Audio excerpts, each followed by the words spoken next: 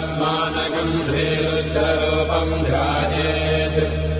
शुद्धस्फटिकसङ्काशम् त्रिनेत्रम् पञ्चवक्त्रकम् गङ्गाधरम् दशभुजम् सर्वाभरणभूषितम्